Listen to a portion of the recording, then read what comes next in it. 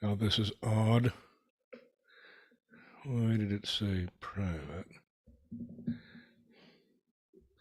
Zoom, YouTube broadcast.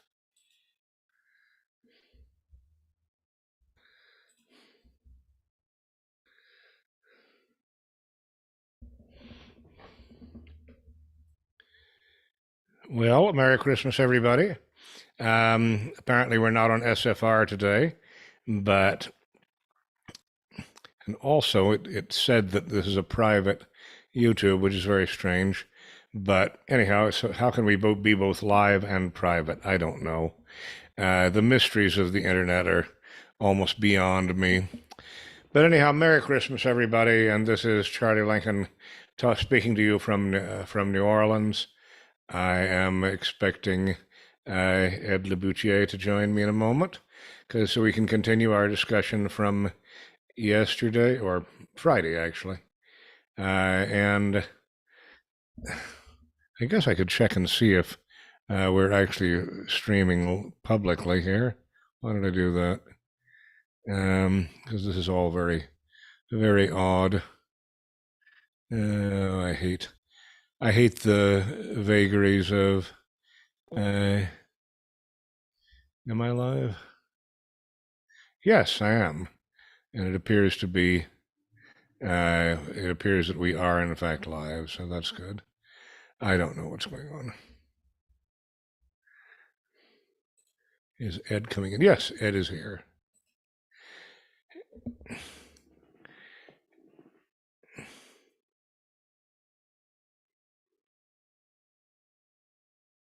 Ed? Ed, Merry Christmas. Merry Christmas. Well, anyhow, I am sorry about the confusion with SFR. They seem to have a mind of their own and not share it to me. I actually talked to Dave earlier, and he didn't say anything about it. But anyhow, I wanted to get together again with you today because basically the topic that I labeled for today is you related to something you said on Friday. You said you were against multiculturalism, and it's I don't know what that means. I mean, to tell you the truth, I don't know what it means. I wanted to explore what it means, actually. I because Christmas is a fascinating day to talk about exactly this topic, because I think I mentioned that one of the member of our board, the AFP board, Tom Sunick, always comments that you talk about creating an ethno-state. Well, Europe has had nothing but ethno-states for at least the past 500 years. I don't think that's true. I would argue that's not true. And the reason it's not true is because for 500 years now, I would say there were monarchies.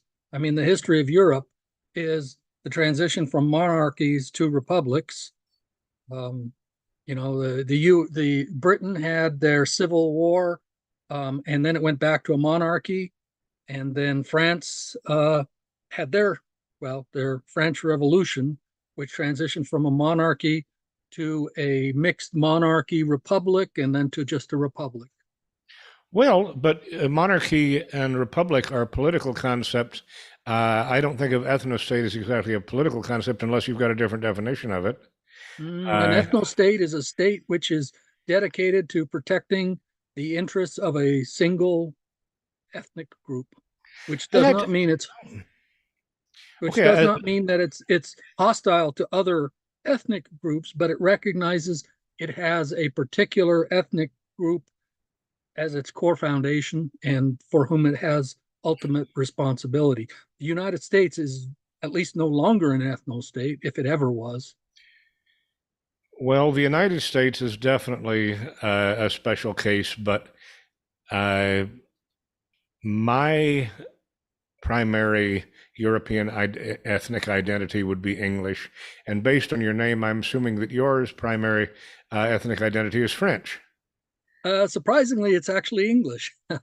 Okay, so actually comes out of the British Empire. Leboutier. Yeah, But so you probably trace your roots to Norman yes, invasion. yeah. Can you trace it all the way back to the Domesday Book or anything? Um, no. So my just historically, my family was in the Sark Islands, which are part of the Guernsey Islands, which are Ah, part of Britain. But that's technically Normandy yes, exactly. until I forget what year it was taken over by the British Crown. So the Queen of England would introduce herself as the Duchy of Normandy because she ruled over some of the Norman lands. And as I recall, that was one of the, I mean, just in terms of historic trivia, that was one of the last German military bases, at least in the West, to surrender, Yeah, right on the Sark Islands. yeah, And it's a very small population, so you're probably related to everybody there. probably. Have you ever been there? I have not. I'd like to. Oh wow, that is just amazing. But so I you have been said to England, but Jersey, but I've never been there. so Great Britain is an empire. It is an empire which rules over several ethnic groups.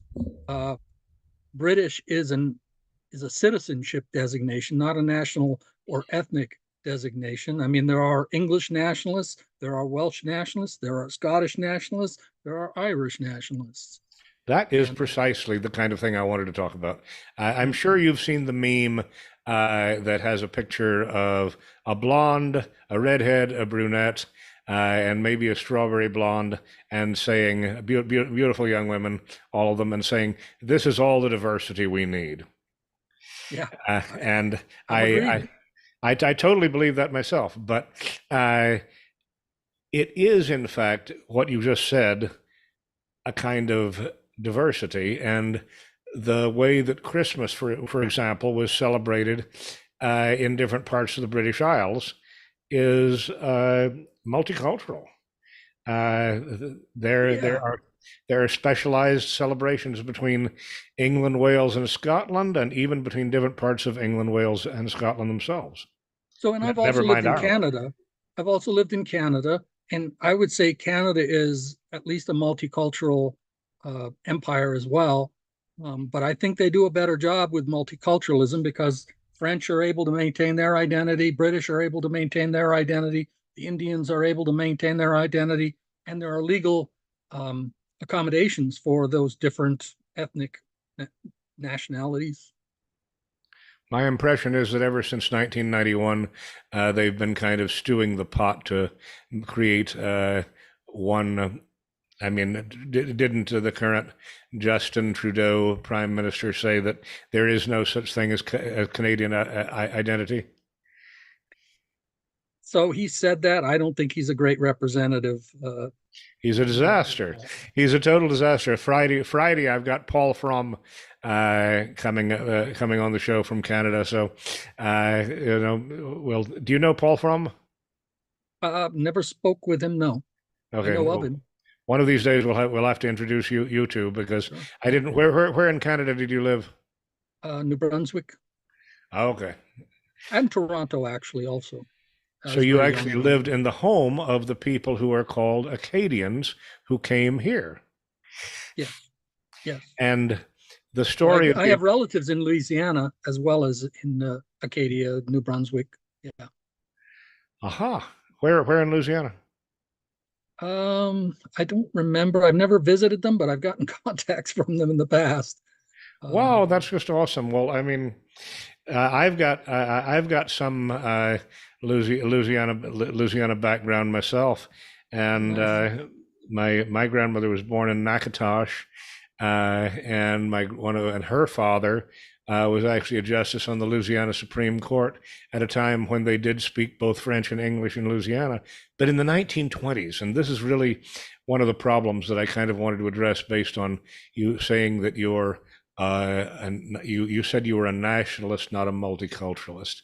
I feel like nationalism, one of the dark faces of nationalism is that in England, in France, in Spain, and in the United States, European identity from different groups has been sacrificed to national identity.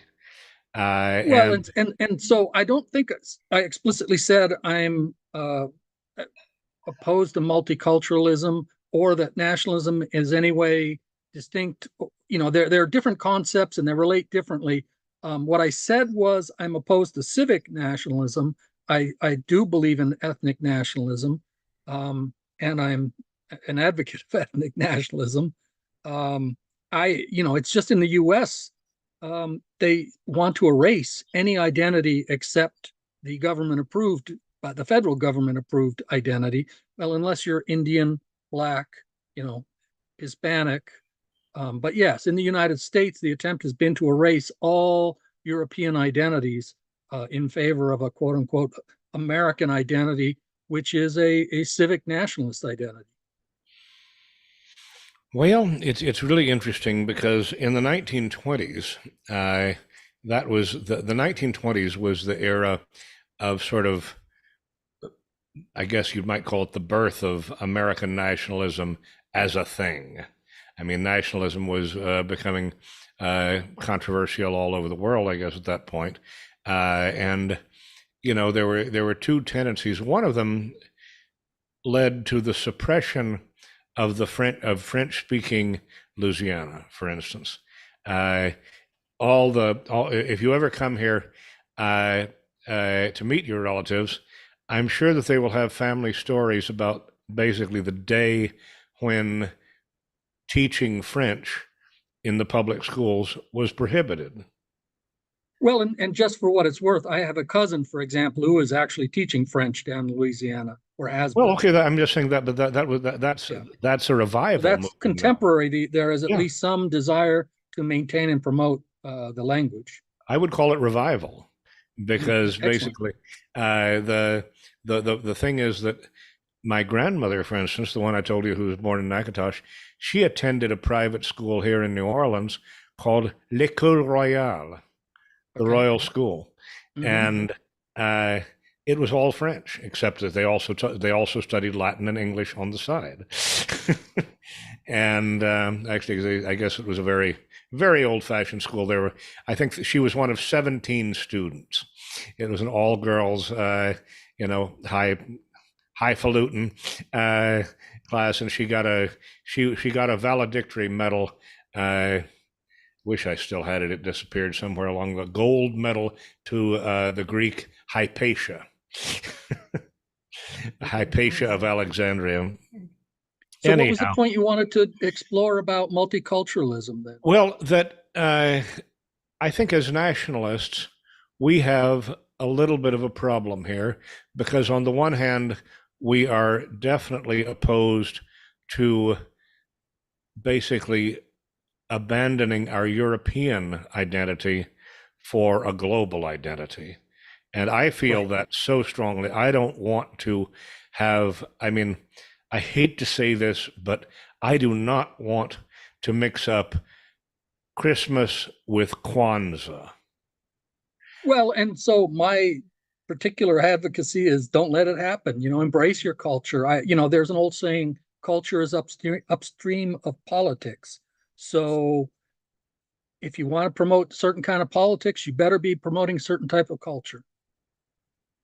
And And so, I mean, basically, how do we then distinguish between the problem of, uh, wanting to promote white culture over, and yet at the same time, one thing that Sam Dixon, I think we've got to get you on one of these shows with Sam Dixon at some point. Sam Dixon always talks about he used to go around and lecture at high schools. Do you know and ask the high school students, where do your ancestors come from, and do you know any folk dances? Do you know any folk songs? Do you know any folk stories from your ancestors? And everywhere the answer was no. so what my view on that is, like I said, culture is upstream of politics. We have to be promoting our own culture. And that's in my local area. I have a group, and that's what we do. We talk about American history. I every month I give a topic on some aspect of the history of Europeans in North America, and it seems to be well received. People like it. I have hired musicians to come into our group and give folk music, and some of our members play musical instruments, and so they played for the people there. So to me, that's how it's done. Um, you have to it's not a political gathering, it is a cultural gathering, but culture is upstream of politics, so it's going to affect people's politics. So If there are ways to do it, and this is how I think it's done. I mean, again, I do have experience with other cultures, French and British, um, and this is how it's done by my ancestors and relatives. As you point out, there is a growth in interest in Acadian culture, for example, among the Acadians. Um, and that's how it's done. They get together, they tell their history, they tell their folk songs, they tell their stories, and that's what we have to do. We have a great tradition here in the United States. I'm going to use the term Euro Americans. That's what I call what we stand for. I don't use the term white because I like a cultural definition, and Euro Americans, I think, is a definition or a term that I think could be well understood without being overly politicized. So, you know, uh, I just finished reading a book about. I mean, our history is very complex, and um, you know, in the United States, the federal government has sought to take over and control everything, and we just have to reject it. And again, getting back to, I'm not saying reject, the political authority of the federal government. All I'm saying is we have to reject its authority over our culture, because it has no authority over our culture, none other than what we give it and how we practice our daily lives. So we have to take control of our own destiny, of our own culture, of our own people. That's how I feel it as a nationalist. Well, so where do we uh, draw the line? I guess uh, where do we draw the line uh, on multiculturalism? Because if English, I mean, in the United Kingdom, for instance, you've already commented that English, Welsh, Scottish, and Irish at the very least, and a lot of regional variation inside. What part of the nationalist movement in England and France in the 1920s was to abolish and standardize all regional dialects? And In uh, Great Britain, yeah, are you talking about? Yeah. Well, so again, this is what I talk about. I have talked about here. Empires and central states want to eliminate and erase cultures, and we have to resist it. Um, so in and, other and words, and let me answer one question you asked earlier about having these multiple identities. People do and can have multiple identities. Someone can be British, French, and American. Um, there are, I mean, personally, I make a distinction between a primary identity and secondary identities, but someone can experience, and people do. Every um, St. Patrick's Day, the Irish are Irish, and then after that, they're back to being Americans. I see no problem with that. well, I mean, but in terms of sort of the agenda of the American Freedom Party and other nationalist groups, how about Jamaica, Bahamas, Haiti, Republica Dominicana, Puerto Rico? Again, from my perspective as a nationalist, I say I belong to a community whose origin is in northwestern Europe. If people's origin or primary obligation is to anything else, they're not part of my community. Well, how about a Jamaican American or a Haitian American? So that is a very imprecise term. Are you talking racially? Are you talking cultural? Are you talking linguistic? What are you talking In the about? case of Haiti, there's really the Haitians wiped out all the white people, and very few white people have ever chosen to live there since.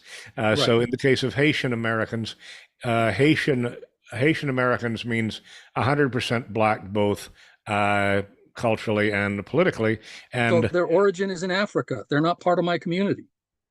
They can have, I don't discount that they can have their own identity, that we can, in fact, get along quite well, that we can be allies in certain things, but we're different people.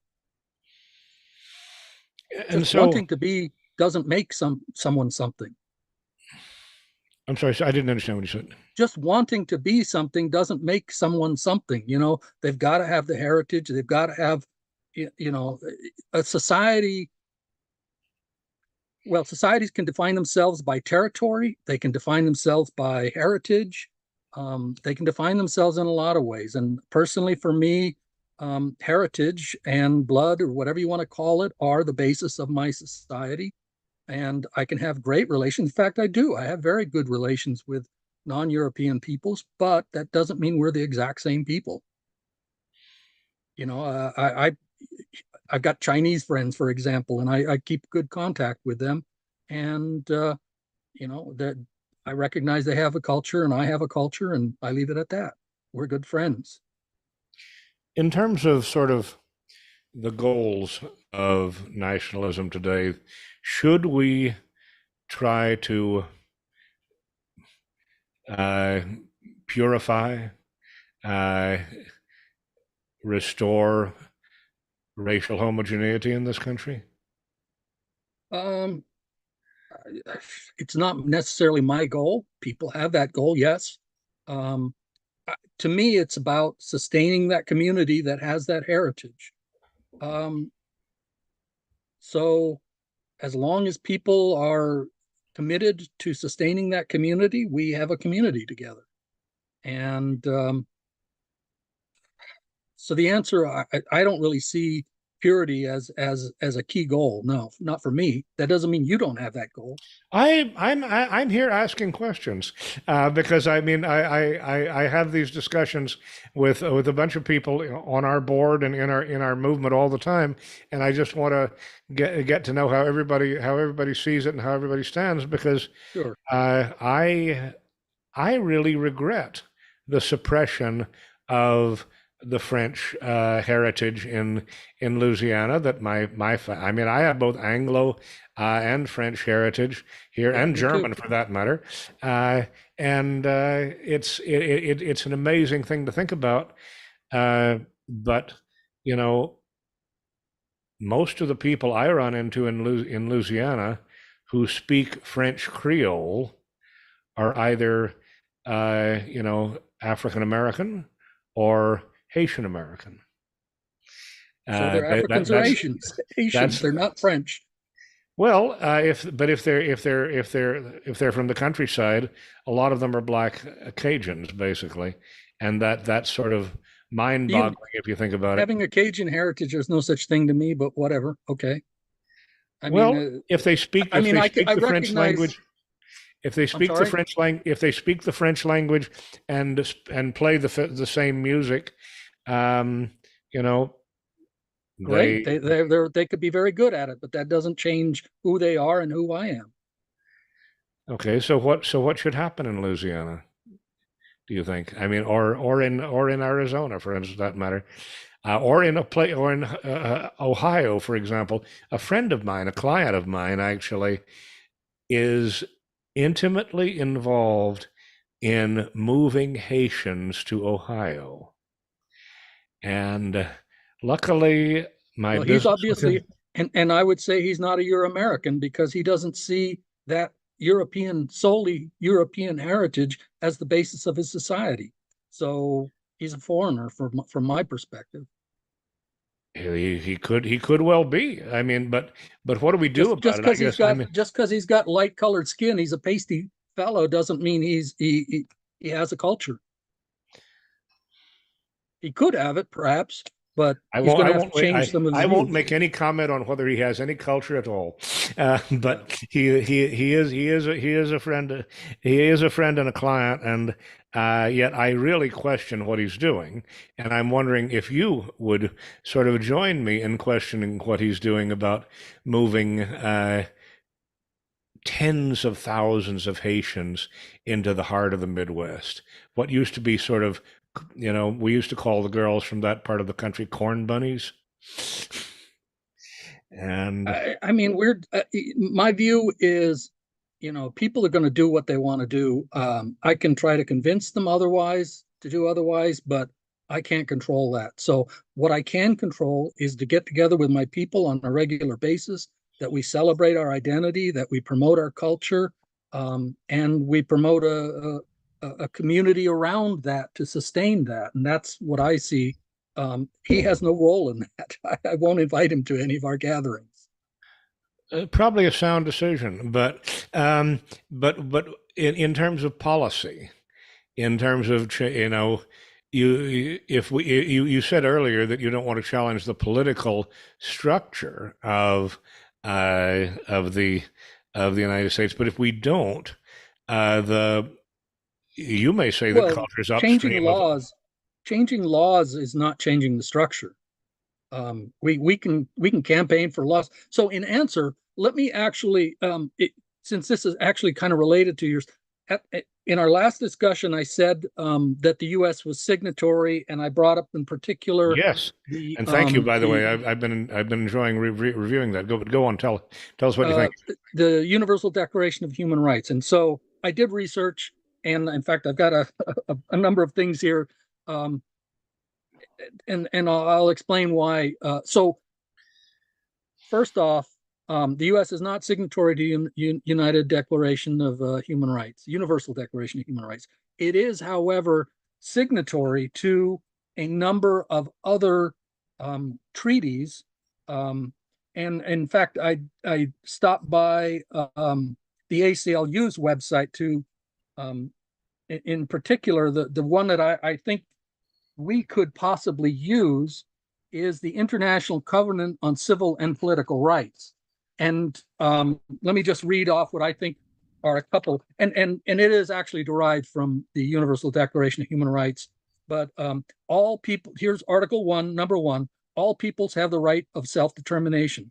By virtue of that right, they freely determine their political status and freely pursue their economic, social, and cultural development. So we have the right. And if you do research, it's actually not only an individual right, it is a collective right. But our side tends not to want to involve themselves. Well, let me say, when this gets back, tends not to want to involve themselves with these kinds of treaties and I couldn't such. read that. Was there something you wanted me to see on it? No, I was just You picking held it it up. up. What I want to point out here is, this treaty is called the ICCPR, International Covenant on the what is it? On civil and political rights. So I went to the ACLU site, and again, I don't like the ACLU, but I think that there's some pretty useful things here that they point out. And let me just read this one sentence here. The U.S. ratified the ICCPR in 1992. Upon ratification, the ICCPR became, quote, the supreme law of the land under the supremacy clause of the U.S. Constitution, which gives ratified treaties the status of federal law. So whether most of our side nationalists like, documents like this is the law of the land. And we can utilize this. If it says here, the first one I said, all peoples have the right of self-determination, we have the right to declare or to demand that. And I don't see our side utilizing all of the tools that are available to us to advance our interests. Okay, so give me a scenario. How would one go about it? Because that's actually very interesting what you're saying. And I mean, again, I'll just go back to the regional languages issue. Gaelic is almost extinct in Scotland and Ireland. Last time I was in Britain, they were speaking Welsh Gaelic on TV. Wales has more than anywhere else. Yeah, Ireland, even 100 years ago, Ireland had much more than they do now. Even 100 years ago, Scotland had much more than they do now. yeah, But yeah. yeah, the Welsh and Breton languages are the most vigorous of any of the Celtic languages right now. The um, Ireland's in big trouble. Scotland's in big trouble. But um, those at least are linguistic groups. France used to have like five languages Yeah, inside the but territory of France. black people or Turks can be part of that linguistic group, and that doesn't make them members of a nation or an ethnic group that is centered around that historical heritage. Well, I was just wondering how would you propose using those covenants? How to give me a So, scenario.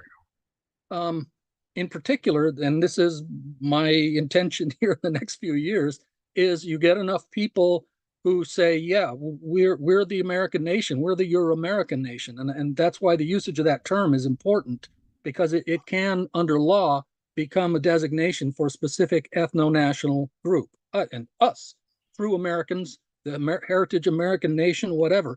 The next thing is you get enough people together where you go petition.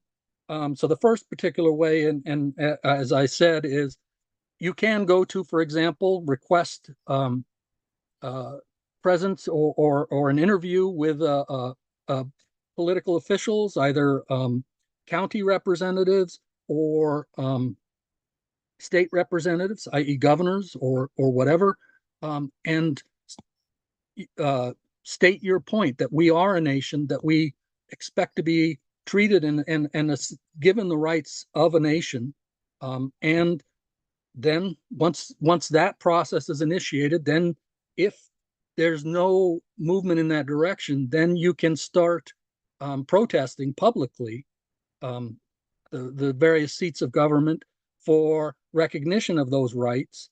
But we've got to do the right things, and so that's kind of what my personal activism is all about, is pursuing that path. Um, it's a very different path than is pretty typical of pro-white activism, but this is how it's done. This is how it was done in Canada, for example, or the Flemish or the Walloons in these other countries. They come together as a people. They petition the government, say we want recognition of that identity, of our nationality, of our ethnicity. We expect accommodations under law, and those become civil rights laws. That's what again happened in Canada and is happening across Europe for minority groups, such as the Flems and the Walloons. Um, there's a legal path right there. And then once we have, for example, legal recognition, um, then I'd say that's a great beginning, because then you can start and more easily um, begin bringing lawsuits of discrimination and demanding cultural accommodation, because again, these kinds of treaties do demand certain activities from the governments, specifically in our case, the federal government and the state governments. So I believe that's the route to realize these in a non-violent manner. In the first step of any, I guess you'd call it under the U.S. Constitution, you'd call it a step towards claiming rights under the Equal Protection Clause of the 14th Amendment, for instance. The first step in that is classifying and defining the group. Uh, in Europe, this is sort of Tom Sunik's point, there's enough continuity in areas like Flanders and the Walloon portion of Belgium, the Dutch and French portions of Belgium, that yeah, the Flemish can define themselves pretty easily, just like all the ethnic groups in former Yugoslavia had no trouble defining who was a Slovene, who was a Croatian, who was a Bosnian, who was a Serb, who was a Montenegrin, who was a Macedonian. That was a And particular. that's where I believe the usage of the term Euro-American becomes vital. If all we do, so what's happened here? So the US government has stolen authority over our nationality. It claims the ability to convert someone to a citizen of the state and then declare them to be Americans. Well, they've taken away our ethno-nationality. You know, we've got to have a term, some identity term that we can use to confront and petition the government. So that's why I personally recommend that we utilize the term "You're American." Now, that's okay. Just in terms of the history of American civil rights law and American law generally, I think we mentioned on Friday that the very first immigration statute passed by the first Congress said that only white people could immigrate into the United States. Okay, and this is some yes, but the Supreme Court recognized that, and I think it was under the Singh versus U.S. Case, that the U.S. only had obligations to the two specific racial groupings that that existed in the U.S. at the time, whites and blacks. So under the laws of, and that was still under 1792 Immigration Act, if I remember properly, maybe a slightly later one. So Jefferson penned the Immigration Act of 1792, but I think that there were some modifications a little bit later, 1796 or something like that. But the United States recognized that basically it only had obligations to the white people and to the black people. And I don't stop being white by calling myself "You're American." "You're American" is a white person, but it's a cultural term as opposed to racial term, whatever you mean by that, because that has a lot of different meanings. Well, for example, let me put it this way. So the U.S. now says that Arabs are white. Well, historically, that was never the case. Arabs are Oriental, I mean, dusky Oriental people, but somewhere along the line, the U.S. decided to say, well, Hispanics are white and Arabs are white, and anything we want to declare as white is white. And well, that's why I say the key to equal protection. I mean, what you were talking about using the UN conventions is basically people could organize and claim rights as protected groups, basically. So I would disagree with you. We have these rights, and all we're doing is stating that we have these rights. They have obligations under these treaties. I don't care. Personally, I have no love for this treaty. I'm not saying, oh, we should live our lives according to this treaty, but we should definitely, in our activism, consider representing ourselves in a way that obligates the state and its representatives to extend our rights that we have. I mean, the right of ethnic nations, a race. I mean, this is another term, for example, the use of race. Well, race is our historical term for ethnicity. Ethnic group, actually, as a usage, never came until 1910, I think, is where it started being used. It's a Greek term. It's not an English or French term. You know, race was our meaning, was the way we defined ethnicity. But, you know, nowadays, and I think that's, so there's been a cultural bias in put into the law saying, well, now we've got to be against racial discrimination. Well, they're erasing us out of existence because we can't use the term that is part of our historical usage for defining us as an ethnic group. So all I'm saying is, let's be a little bit flexible. The most important thing is that our people survive and see a future that's good. That's our obligation, I would say, as activists, is to do whatever it takes to succeed and win. And so I'm saying, you know, they have certain obligations, and all we have to do is represent our interests in terms of those terms under their obligations of these treaties. And, you know, I think we can make headway. They, you know, there are, I don't know, again, it's worth reading. I'm just going to lift it up, even though I know you can't see it. Read it to the audience. That's probably the best thing. What do you want us to highlight? Read it to the audience, because that's what we're here for, is to try to educate ourselves and others.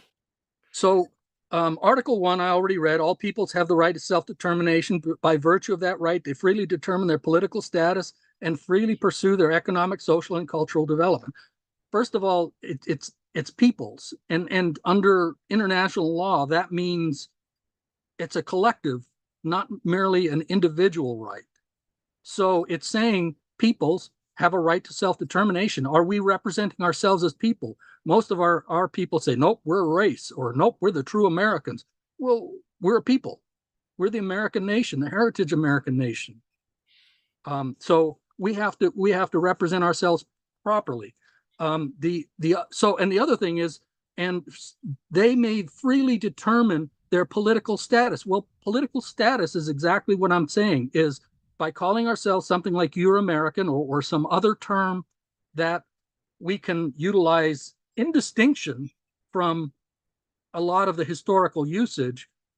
We can say political status is we are a nation and we want a certain amount of self-determination ensured under the law, because it's our right there. It's Article 1 in this treaty.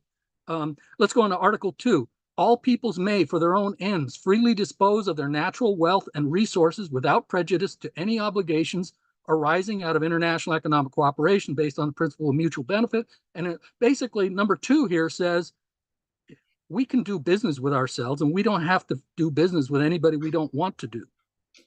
And if you read what it says, without any obligations. So the United States, as signatory to treaties like this, has implemented, I would say they implemented, I'm going to borrow their term, which is colorblind, quote unquote, whatever that means. They have purposely interpreted these, they being the US government and the various representatives of the states at different levels, have interpreted these to say, well, then we cannot recognize any particular racial groupings. Well, and thereby we cannot allow discrimination. Well, yes, they can. And in fact, we have the right to utilize our property for our own interests, for the good of our community. It says so right here. So the next one is the states party to the present covenant, including those having responsibility for administration of non-self-governing and trust territories, shall promote the realization of the right of self-determination and shall respect that right in conformity with the provisions of the Charter of the United Nations. Again, I'm not saying the United Nations is cool. I don't like them. But again, this is the standing law of the United States under, as the ACLU pointed out, under the supremacy clause in the Constitution. So this is a proper treaty which the United States government has entered into, and thereby, as an international treaty, it supersedes most domestic law. And I've highlighted a few other.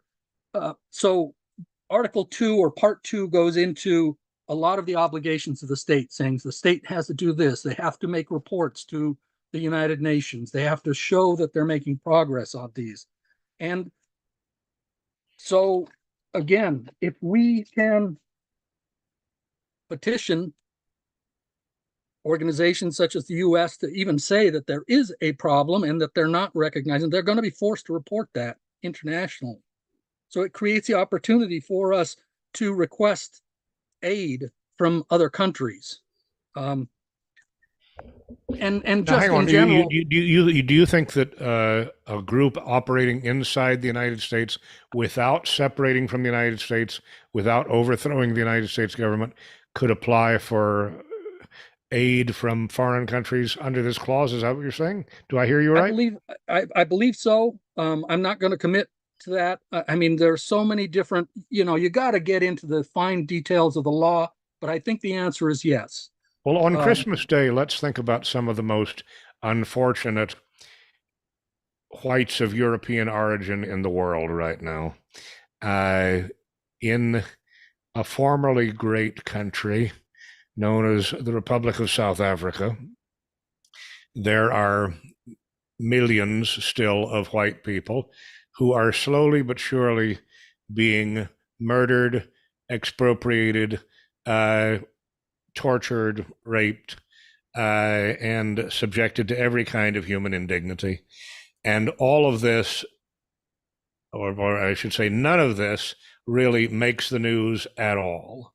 And I would argue the reason that happened, because if someone says, "Are you a South African?" they would say yes, which means the South African government has the authority on what's going to happen with them. But if they said, "No, we're this ethnic group," or "No, we're this nation," then under these treaties, they would not have been able to do that. And so, there are, for example, nationalist movements in South Africa among various white peoples.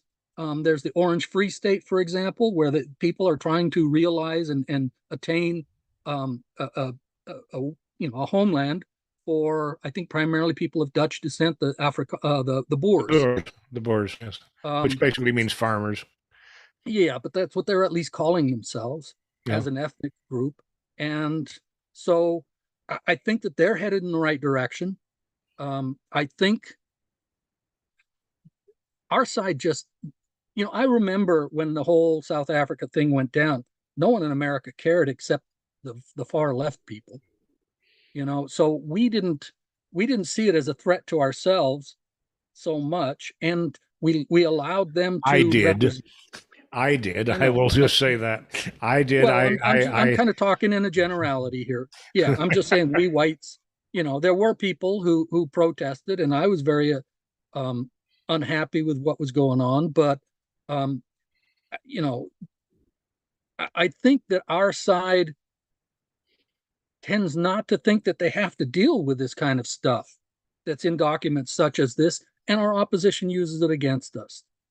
The proper thing for me to say is that, in South Africa in particular, you have multiple nations. You have Zulus, you have Natal. I forget all the different tribes. There's multiple tribes there, and each of those could be seen as an ethnic group or nation. And the Boers, whites in general, didn't say we are a different ethno-national group from them, and thereby demand their rights under ethno-national terms. I know some of them did, Well, I mean, but here, not. you quoted part of this about the right to economic self. Basically, it sounded like or basically a right to economic self-interest. Well, Uh, okay, so let's take an example of how are whites' rights being violated in the United States. And number one is rights of association. Number two, maybe contract rights. So a contract is only valid when it's entered into freely. So how could the state, compel somebody to engage in a contract with somebody that they don't want to? The answer is they can't. But people allow it to happen, and thereby the state gets away with it. We have to use these terms that are part of these contracts in the law to our benefit, I would argue. well, I mean, a Um, big part of the contract is that if you don't, if a corporation in particular, I mean, it doesn't actually apply to you and me, that if we would have to hire uh, ethnic a minorities purchase if we at the didn't want to. store is a contract. If I go to the store and I purchase some item at the store, that is a contract under law. Of course it is. Of course it So is. that's all I'm saying. We have rights that we have to properly organize and press our interests. Um, But I mean, the thing is that if the store were to assert such a right, if say the well, they have that right? If they want to do business with anybody, that's fine, but we don't have to do business with them. So to me, well, what that's but no, another what key. here let me finish what I was about to say. I'm sorry. Go If ahead. Ed Laboutier, for example, were to open a grocery store in Tucson, and he said it's only for your Americans, it would happen, right? Well, so I would argue it can be done. We, of course, there's a great amount of hatred against white people. Well, no, We it's can, not just there's an amount of hatred. You would be sued and you would probably be prosecuted well, under and both so there's a federal and problem state there. law. There's a couple problems there. Usually, when you apply for a business license, you make an agreement to abide by certain laws. And so many cases, people give up rights in order to acquire certain benefits. Um, so don't do it. That's most people give up their rights without being aware of what their rights are. Uh, there are ways that it can be done, and it has been done, and it will continue to be done. I mean, there's nothing. I mean, I've been to Japan, for example, and I go to a restaurant and it says Japanese only.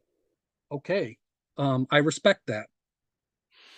Japan is definitely an interesting case because they have preserved the right to discriminate much more than Americans have. But basically, in the United States, there's this immense weight of law that is countervailing to the kind of rights that you're talking about. And I mean, have you ever thought about doing anything like that, about for forming a business? I mean, I have. okay, how and I, I how would you go about it? I formed a business. I did business. I sold pro-white products to white people, and white people bought my products. And if a black person bought my product, I didn't care. But I was producing pro-white products. Um, Like what? I mean, so, I don't know. I'm getting to know you still, so tell us what you've done. so in the past, I and some associates we formed a record company, and we produced pro-white music, and we produced produced and sold pro-white music. And so if black people are interested, if Jews are interested in buying that music, I guess I'll take their money, whatever. But I'm still not producing material that is going to be promoting all these different cultures. I am promoting one. Do you still have And that business? Are you still somebody? I don't, Oh, but I'm considering starting it up again. I think that's really interesting. What sort of music did you have? At that time, it was a great variety. I mean, some of it was folk music. We retained some musicians who produced, European folk music. Some of it was pretty hardcore rock. Um, and so, anyways, I mean, for example, and I'm just going to mention a name because I was associated with them. Resistance Records. I don't know. Are you familiar with them? No, They were a I think company. I've heard the name, but I don't know anything about them. They were a company that produced pro-white music, and we sold to them, and we bought from them, and we distributed their product. They distributed our product. Now, do they still exist? They don't exist, but it was just because poor business management. But it's certainly possible, and I would highly recommend. First of all, again, based on experience, there's money to be made in entertainment products. People want the entertainment products, and you can do quite well. I can attest that the financials were enough to sustain a living. Hmm. Well, that's really So great. it That's really is great. possible, and it was fully it's fully legal, right? We were a company who sold pro-white music, and I don't care who buys it, but it's going to be pro-white music. Of course, I'm sure some people who don't like us bought the music, but I didn't have to deal with them because it was a mail order type business. And nowadays it would be an internet based business. And you never got any protests or objections or anything? No, I mean that was the Awesome. other thing. We also promoted. We had a number of festivals, quote music festivals, and the answer is yeah, there were protests, but there are mechanisms that you can use to make sure that the protesters can't interfere with what you're doing. You have it on private property. You use redirection points and things like that. That's what we did to promote these festivals. Um, Several hundreds of people can come together and have a great old time. And I plan on doing that kind of thing again in the future. I don't know that I think I would tend to lean personally more towards folk music and not such angry kind of music. But I would like to do that again in the future. Fascinating. Very good. And So that's just an example. So the answer is it can be done, but if all you do is tell yourself it can't be done, then you're not going to do it. well, I mean, music is one thing because, as you say, music is very cultural, and Yes. music is sort of self-selecting. Uh, but So the other thing, and I'm going to mention California because I know what the situation there. Many of these discrimination laws do not apply to small businesses. oh, So that's absolutely true. That's absolutely there true. are in California, the UNS Act in particular said 50 people or more. Then the law applied to them. Well, okay, so we're a small business. The law, so we're completely within our rights to do whatever we want to do like that. Well, but in terms of the concept of an ethno-state, in terms of the concept of creating a world, a or recreating, I guess, the world that we both grew up in, uh, you would have to at least be able to have So a you can system buy a of, property, right? So you can, despite the fact that covenants have been largely made illegal, there are certain aspects of covenants that are still legal and can't be violated. Um, there are ways around some of these problems. Again, and eventually, if we do our job properly, we will petition the government to allow us to have ethnic communities again. There are ways of doing it. I mean, people are already doing it. If you, I mentioned California, and then the last time I mentioned Vietnamese, there are whole Vietnamese areas, and if white people come in and do business with the Vietnamese, they don't care, but they're still doing business only in Vietnamese to Vietnamese people. It's no different. We can have Euro-American stores where we sell Euro-American goods, maybe import some goods from Europe, for example. And again, the way the law is written, we may not have. So again, it depends on the form of the business. So, for example, Sam's Club is an example of a membership organization. right? And so you can have a membership organization that is whites only. So you can do a white Sam's Club. I'm not saying it's easy. I mean, our enemy hates us, but it certainly is possible. And And in and terms, we have to have a spirit. We have to have a militancy and a spirit to never give in, because I'm not ever going to give in. well, I mean, it's interesting though, in terms of organization, do you think it's easier to organize by this new sort of concept of Euro America, or should we, I don't know, should we have Dutch and Polish and Swedish and German Americans? I think historically, Euro Americans were Dutch, Swedish, French, English, you know, Welsh. We were all of those things. I mean, the way I personally define Euro American is having a heritage in certain areas of Europe. Um, It's interesting. I mean, because you were looking at the we but talking about the United Nations in the 1920s again. There were a series of cases that arose from World War One. I don't know if you ever run into them or not, but one of the more famous one was called Meyer versus Nebraska, in which the state of Nebraska during World War One basically tried to outlaw the speaking of German and the teaching of German in schools. And there are all sorts of illegal things that go on, and that perhaps is a bigger point. Our rights are being violated. We have these rights. We can deny the state the authority to impose illegalities on us and our rights to promote our culture and our nation, and never give up on that. That would be my argument. That's how we're going to move forward. We're going to move forward by being militantly Euro-American, and we're not going to give in.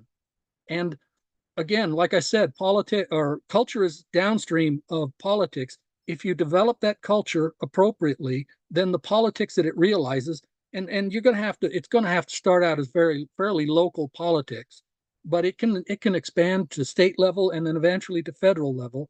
And if we do our job right, at least we can interfere and make problems for quote unquote progressives and multiculturalists that want to destroy, our heritage, our nation.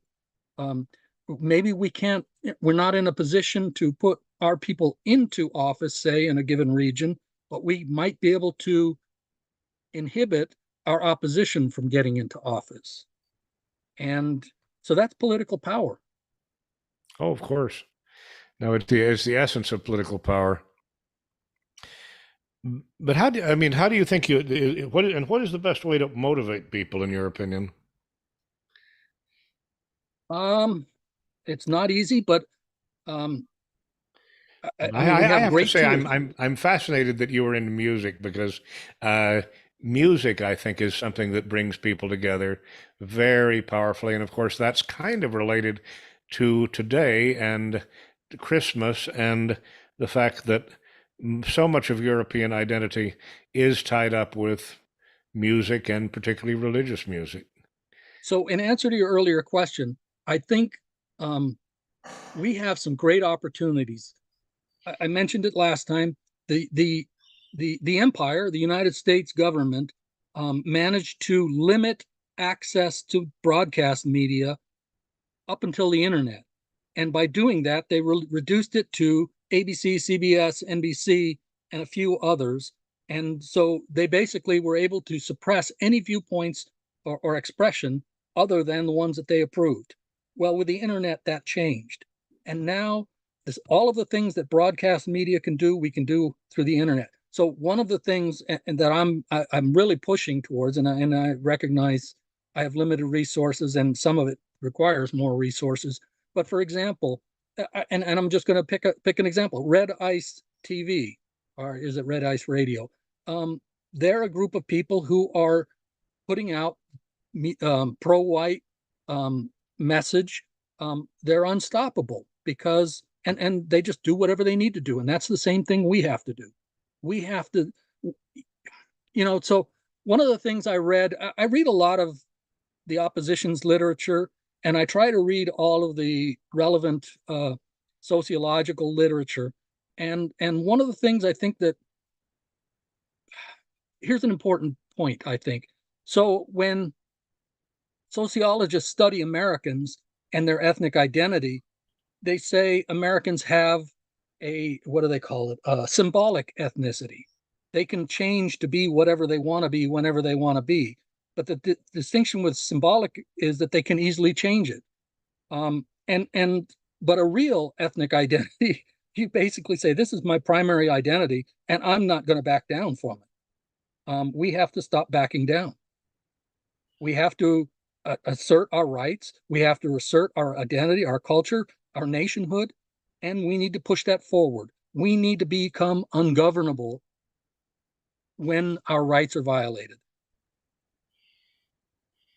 We can no longer be, in my lifetime, I've seen, California was 90% white, and today, I don't know, 30, 40%. 35%. The town that the high school I went to was 90% white. Today, it is 5% white. Where was that? This is the future it's in California. This is the future we face unless we assert our rights, and we have to do it properly. I'm emphasizing a nonviolent approach, but all sorts of different people take different approaches. I think that it is worth exploring and attempting to do what I've seen done in many other countries around the world among different ethnic groups of European heritage. The French, the British, Welsh, like I said, the Flems, the Walloons.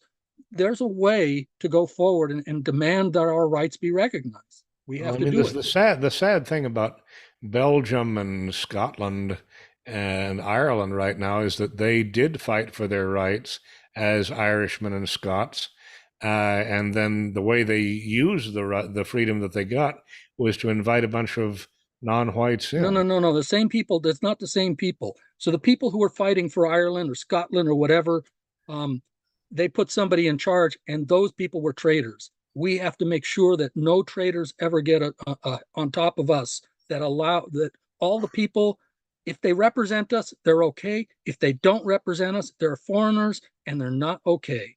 Unless and we can form alliances, for example, and blacks are also in the same situation. Many blacks would like to continue their culture as well. We can work together, I think, at times. I'm not saying we should become black or stop saying we're white, but there are black nationalists. I know there are. Again, one of the things that frustrates me is as I talk to people is that some people say that we can and some people say that we can't, and then white people end up fighting with each other about whether they can or can't. So again, I think a lot of that is, stupidity on some people's part. Some of it is also psyops from our opposition.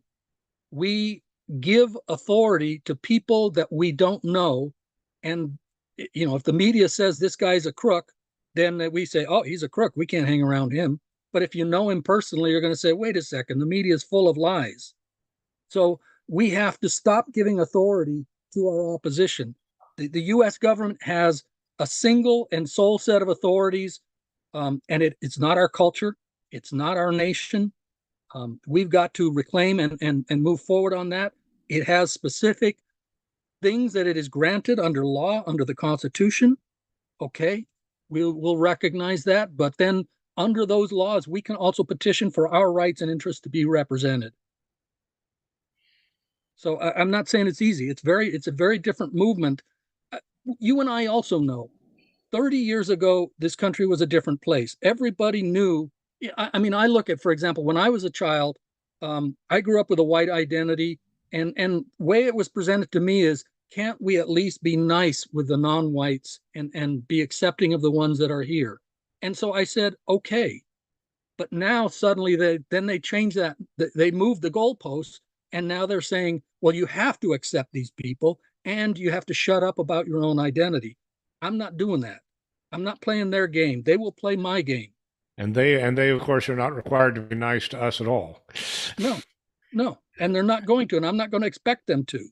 We have to build our own culture, our own economy, our own political system. That's the task ahead of us, I would argue. Yeah, and I mean, I guess I'm just looking for ways to possibly make it happen. And one of the things I worry about is that, as I say, part of the old worldview that I grew up with, and I think I mentioned this on Friday, was that I was a Christian, I was a white man, I was a Southerner, uh, and those all went together. Uh, uh, Yeah, and they're and now the people who are the custodians of Christianity, which is to say the people who run the church. the globalists, Hmm? universalists, and globalists. Yeah, and they oppose and they preach. I mean, I did not go to I have not I basically have gone to church like twice this year, uh, uh, and I didn't go for Christmas because I just couldn't stand, listening to the gospel of woke. Yeah, Basically, I and couldn't and stand. so I no longer go to those mainstream churches. You can form your own religious practice group out of your house, and that's what I do. I have other people who we get together and practice our religion in isolation from the globalist universalist churches. That's what you have to do. We know, so when I look at other ethnic groups around the world, all over the place, how they sustain themselves, the answer is they build a wall around themselves. People who are outside of that wall have no place or authority over their lives within the walls of their people. They as long as people are working for the common good, they can stay within those walls. If they're not, they have to be ejected. So we have to stop giving authority to religious leaders or political leaders or economic leaders or cultural leaders that do not embrace what I call the Euro-American viewpoint. It's just that's the way it has to be. We have to do that for ourselves. No one's going to do it for us. There's kind of a saying, no one's coming to save you. Okay, nobody's coming to save us. We have to save ourselves, What is and you that's how we what do it. I'm just curious so you're an Odinist, is that correct? I am, yeah. I Actually, we call it Asatru. Odinist is a slightly different sect, so to say. Asatru is a more generic term. Okay. I have heard, I don't know, but I have heard that there are Odinists who say that there are people I guess, infiltrated Odinism and saying that, or Asatru, and say that you can't be a racist within Odinism either. I mean, there used to be a universalist group. My wife and I actually did involve ourselves with them for a while. We used to, so the distinction, as we called it, was universalist versus folkish. And so I always joke that we always created a folkish ghetto inside of the universalist camp. And that's what we have to do here. We have to create a Euro American ghetto inside of this universalist, multiculturalist garbage pit that they're trying to create for us. Isn't that interesting? Because, of course, what were ghettos created for? I would argue that they're not that the people who are in the ghettos create the ghettos for themselves. and Jews in ghettos in Europe often congregated and lived together, and it came to be called a ghetto. And when the state could, it would impose saying, well, that's where you have to live. But it started happening long before the state got involved. Well, the interesting thing is that so much of what you're saying, I mean, we've got to build a wall. We've got to create our own isolated community. We've got to create a ghetto. Uh, One of the interesting things about nationalism, and I mean, I'm interested in the philosophy and breaking down all these weird thoughts that come together. And in other words, basically, white people need to learn from the Jews. I mean, they're a good example. Yes, they are a minority group that succeeds by in I don't want to use the term infiltration because it has a negative connotation, but by moving themselves into and among other peoples. And the way they do it is, yes, they create ghettos. They've built a religion around themselves, and they've maintained their culture. I mean, I laud them for what they've done for themselves, but they've It's done it often interesting. at Hmm? the expense of people that they live in. You must be familiar with the writings of Kevin MacDonald. Vaguely, I Ah, actually haven't read anything by him. I'm okay. aware of what he's written. Well, I might have read some articles, but I haven't read any books. No. he has a trilogy of books on Jewishness, and one of the interesting things that he's widely decried as an he's a member of our board. I assume you know that he never shows up for Yeah. meetings, Yeah. but he's official, I guess, an honorary member of the American Freedom Party, um, and when you look him up, you'll find that he's a neo-Nazi, anti-Semite, da da da da da. I don't Uh, know if that's true, but yeah. well, but Let me say this. I have actually met him and I have had dinner with him more than once, I believe. But we haven't talked personally for any great duration of time. well, I've met him many times, and most recently in September of this year in Dallas. But uh, he was, and I always talk to him when I do meet him about how you're not really an anti-Semite, are you? Because basically what you've said is that the Jews have figured out how to do some things that no one else has figured out how to do. Among other things, they have figured out, according to his books, which basically evolutionary psychology, they have taken charge of their own ethnic improvement by marriage patterns. They have chosen to encourage marriage of smart people with smart people, and to upgrade the overall intelligence of the population, and to maintain their identity and their separateness. They're basically, I mean, this is a really weird thought, but they are the oldest continually ethnic group in the world. I don't know if that's true. Um, people, They're certainly first the of all, oldest ethnic minority. I mean, if 80%, you fully 80 to 90% of all Jews are not of Hebrew heritage. They are Khazar, ideological Jews. Khazars, but Yes. even so, they have maintained for 1,000 years. What other ethnic group has even lasted 1,000 years? Um, Again, so I think there are um, Celts in general have a Celtish identity because of language and history and heritage. Not Uh, really. I mean, there's no single Celtic nation with a I'm continuity not in saying history. there is, but Yeah, I there mean, is identity. but they don't have Nationhood, the having a Jews have state is not having a state is not necessary for nationhood.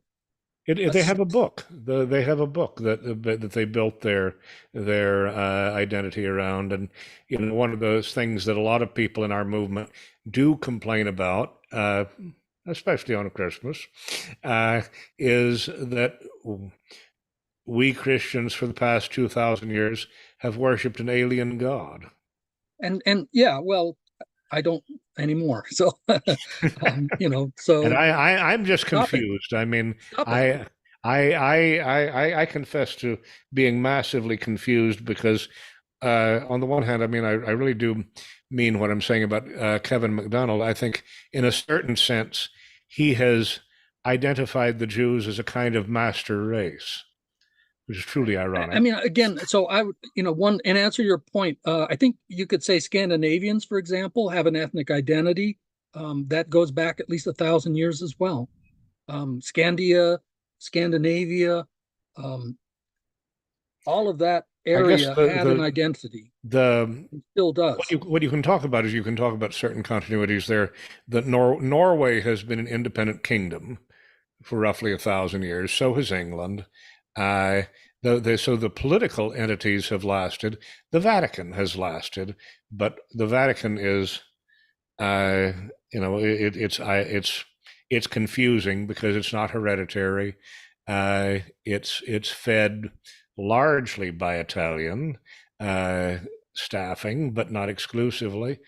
And so there's certainly some institutions that have lasted, but There's also, for example, Normans, right? So the Normans have a history at least going back to 1300. They had their own language or variation of French.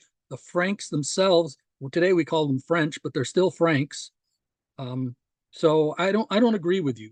We Europeans have had our identities as peoples for long periods of time. well, Just because, but and again, it's and I want to emphasize, not having a state is not a requirement for having an ethnicity or um, or a nationality. but basically Um, the all the reason that the Norwegians and the English states have survived and that the Normans are still is essentially because of Christianity. That is the common thread of the past I thousand would years. argue the reason they're decaying is because of Christianity, but let's not get into that discussion. Well, I mean, So but the no, reason, these you see no, the these reason discussions they are worth survived, having.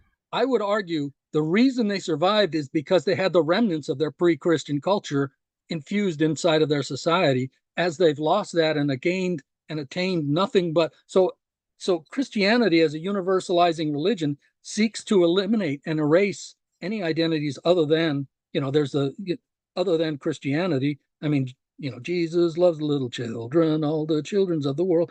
It seeks to erase ethnic identity um, in favor of some universalists, and that's the problem today. But that's just I'm not Christian, and I don't want to uh, attack or denigrate Christianity. I'm not Christian. Well, I mean, again, I like to have these discussions because I think they're so important. And on the one hand, the continuity and the stability of European culture, it seems to me, is largely dependent for the past 1,000 years on the adoption of Christianity.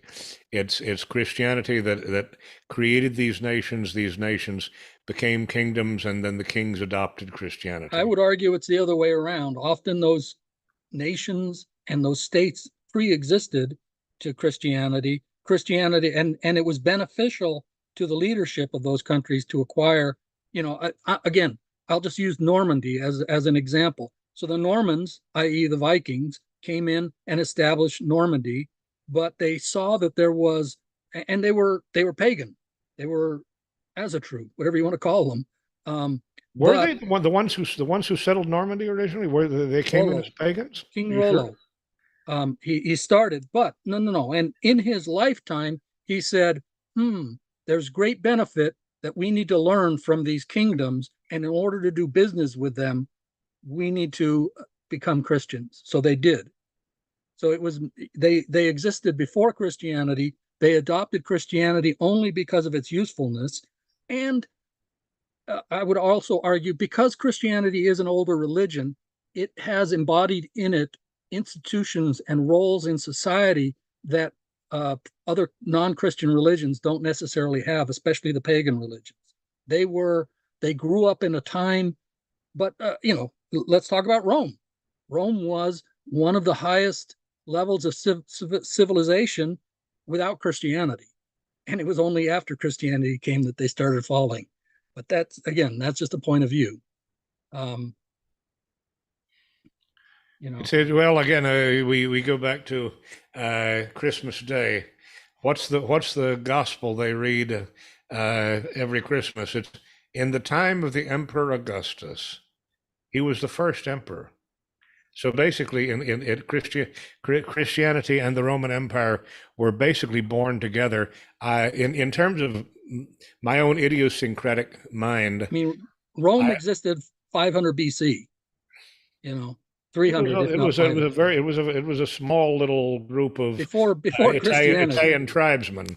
It was Well, it was the Etruscans and the Romans.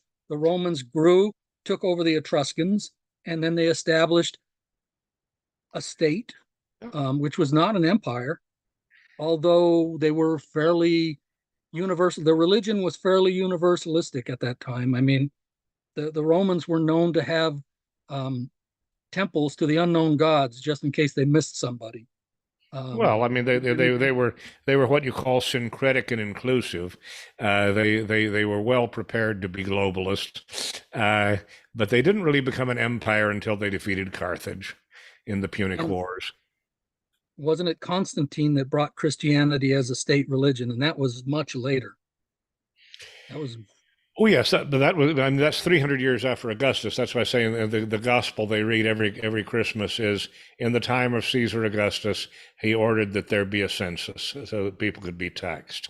Beginning of the Gospel of Matthew, and and uh, Christmas is not a celebration of Christ, because if you read in the Bible, there, you know, the sheep were in the fields, which means it wasn't winter time when Christ was born. oh yeah, all Oh, let's not let we're these now facts get in the way. we're You now know, getting hyper technical, and of course, any shepherd who took his sheep out on the hills this time of year would be guilty of shepherd malpractice, I guess, cruelty to sheep. sure. Again, I'm not trying to denigrate Christianity. I'm not Well, Christian, and I'm willing to entertain different it's viewpoints. part of the analysis. An intelligent analysis of our future includes an analysis of our present and past. That's the way I look at it. Yeah, We can't move forward. I mean, I I'm not a great fan of Sigmund Freud, but Freud did have some valid points. And one of my favorite of Freud's pamphlets, it's only a very short little pamphlet, is Die Zukunft einer Illusion, the future of an illusion, the future of fantasy. And in that little pamphlet, he talks about how people need religion. And maybe that's really the most important thing I wanted to, reason I wanted to have this conversation with you about Christianity or not on Christmas Day, because I I am angry and bitter at the people who took over my church to turn it into an anti-white and in many ways anti-Christian institution. I would argue start forming your own church, because a church is just an institution, and you can build your own. But That's what we. people need something bigger than themselves to believe in. And So I in college I took anthropology and I took comparative religions. So anthropologists say that humans have certain universal traits, cognitive capability, but one an in and out group identity, and another one is spirituality. So spirituality is definitely a universal trait, and people have a need. And when they replace religion, I think we might have even mentioned it.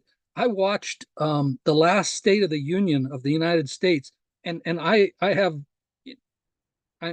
Gothi. I'm the equivalent of a priest in my religion. So, I have an idea of how religion is conducted, and I watched a religious ceremony with the State of the Union address.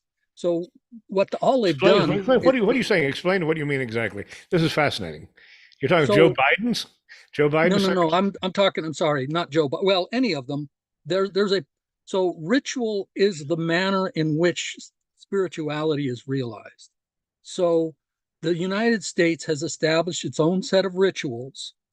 For example, you cannot blaspheme the judge in court, for example. Why? Because he holds some exalted status. And in fact, the courts can't operate unless that happens, but that's another point.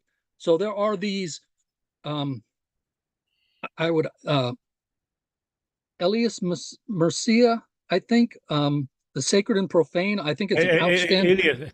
Miosiad, Yeah. The Romanian, yes.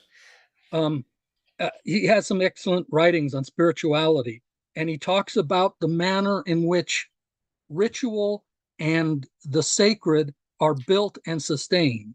Mircea And Eliade, I got his name right. yeah, Mircea Eliade, yeah. That's it. Um, so, and he talks about that, and he outlines how Christianity does it and how other religions do it. And then, if you take those principles and you look at the United States, so first of all, in his book Sacred and Profane, I'm most familiar with that one. He says all religions establish something as being sacred and something as being profane or worldly, and they must keep the profane out of the sacred. And the manner in which they do that is through ceremony or ritual. So, how does so the reason I'm bringing this up is what I see is the state has sought, and I guess Friedrich Nietzsche also talked about this, how the state has killed religion because it has basically established itself as a new religion. And so the United States government is doing that in its rituals, is establishing itself as something sacred above all other things. And as you know, I've got my own ideas of what's sacred and what's not. It's not the state. What do you consider sacred? I mean, my nationality, my ethnicity is definitely something sacred. My religion is also something very sacred to me. And those two things guide me in life. In short, your blood. Sure. No, isn't that interesting? Because of course, the the essence of the essence of Christianity is built around blood too, isn't it? Blood converted into wine. But it's a Jewish blood. I mean, I know Christians don't like to hear it, but I mean, even the Romans said Christianity was just a sect of Judaism, and I think it still is. I mean, you can see that especially in um, the Mormons and Christian identity. Everybody wants to be the true Jews, or Rastafaris. Everybody wants to claim that book speaks to them only. Okay. Everybody wants to pretend they're the true Jews. And even Jesus, when well, I can't remember exactly I come but for the lost sheep of the house of Israel. That's what Right. Jesus said. That is very Now, true. He did. now Saul came along and said, oh, that's spiritual Israel. No, no, no, no. That's not what Jesus said. That's what Paul said. I mean, in fact, what did he say to that? I think it was a Canaanite. You're a dog. I come but for the lost sheep of the house of Israel, because she asked for blessings. I mean, then he kind of goes, all right, I'll give you some blessings here. Pink, I heal your daughter. But I mean, I'm not ignorant of Christianity. It just doesn't speak to me anymore. It's fascinating. No, I mean, this is really one of the more interesting things because I guess I have wondered often if Christian identity wouldn't be the solution because so many people like Christianity because they grew up with it, as I did, and up to a point, I mean, the kind of Christianity that I grew up with, we didn't call it Christian identity, but we felt Christian identity. We felt Christian, white, Southern, American, and English identity. It was all one. It was kind of like a package deal. And I don't fault Christianity. I mean, the old times, the ancient times were very hostile time. Europe needed to unify against Islam when it came along. I mean, the Ottoman Empire was a terror. People want to talk about slavery. What about white slavery by the Ottomans? I think it far surpasses anything done to black slaves. And on the other hand, if you're fighting that, well, you've got to have some of the same weapons. And so slavery had to become common. It already was common, but it became a business for Europe, just like it did for the Ottoman Empire. actually, the Ottoman Empire, as far as I'm concerned, is an example, is a slave empire. The Oh, Islamists could no doubt about that. utilize non-Islamist slaves in any way they wanted to, and the non-Islamists, the slaves, ran the empire for the Muslims. And up to a point, we're inviting that same ideology into the United States and all over Europe right now. I'm not inviting them. Well, our government is. It's not Our my government. It doesn't represent me. I mean, it's not a sacred thing. It has a job to do, and I expect it to perform that job. And if it doesn't, then I'm going to demand that it does that job. And if it doesn't, then we might have problems. Well, you know, we've been going for an hour and a half, and it's Christmas, and I actually promised a couple people I'd give them a call this evening, and so I'm going to have to cut us off here. But Ed, Sam, don't get offended by this. Ed, you're the best guest I've had so far. I'm the most opinionated a-hole. No, and your opinions are what makes it good. I mean, and you're articulate, and you're pulling up you're pulling in a good argument that is worth having, and this discussion is totally worth having, because like I said, we can't move forward just by saying that we're going to move forward. We have to have some very practical steps along the way. And I mean, your idea about businesses and asserting rights and using the system's promises, like these UN resolutions, against the system. They're the standing law of the land. I think I've shown that. If you want more proof, I'll do it. So why aren't we using those laws against the opposition? I mean, do you know anyone who's tried? I guess I'll put it to you that way. I don't, but I'm gonna be pushing for it. I will tell you about some idiot here in New Orleans who filed a lawsuit alleging genocidal intent when they were taking down the Confederate monuments and going through the steps of genocide, and he's been banned from any further filings in the federal courts of Louisiana as a result. Now, I wouldn't say that I can respect this guy, but I look at him every morning in the mirror and I wonder why the hell you do that. Well, so I mean, I would argue this. So the state has now said you may not address us for a redress of your grievances. So the state has said we no longer represent you. So take it appropriately. That would be my argument. If they want to represent us, they better represent us. Otherwise, we will institute new institutions that will represent us. That's how no one's coming to save us. We have to do it ourselves. And this is a big job. I'm not saying, oh, it's going to be done next week. This is the rest of our lives into our children's futures. This is the task that we face as a people. Survival. Well, Ed Labuche, may Wotan bless you. May God and Christ bless you. And we will be talking very soon, and I'm definitely going to have you back here. And I wish you a Merry Christmas. What do you call this time of year? It's Yule. Yule? It's Yule, okay. Yeah. Okay. And the Yule is basically the winter solstice, right? Yeah. I mean, the before the Gregorian calendar, many calendars were lunar calendars, and so there's a gap there, and you have to fill that somehow, and that's what Yule is. It's a gap, but it represents the cycles, changes of time, the repetitions, and preparation for the new year, and it's a sacred time. Okay, what is the one final question then? What is the Nordic New Year? It was the end of Yule.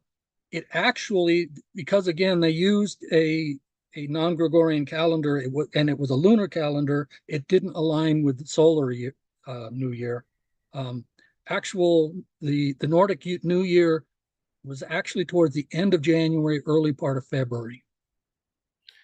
Okay, so it was basically like what we now call Candlemas, Groundhog Day. Yeah. That's interesting. Easter, perhaps, early Easter. Again, Easter, that's Easter. Ostara, Easter is a Germanic goddess. Well, that was specifically an Anglo-Saxon word, Yeah, but Alstra. there are parallels among all the German peoples. For Freya, example, Frigga. for example, the name of Österreich, the Eastern Empire. Yeah. I mean, so Anyhow, what is it? Yeah, it's been very nice, and I look forward to talking with you and hopefully saying things that your listeners will enjoy hearing. And if not, well, I'm going to tell them to post this on Speak Free Radio because this was one of the best discussions we've had so far. So, anyhow, again, may Wotan and Freya bring you health and prosperity in the new year, and we'll be talking. Merry Christmas, Happy New Year.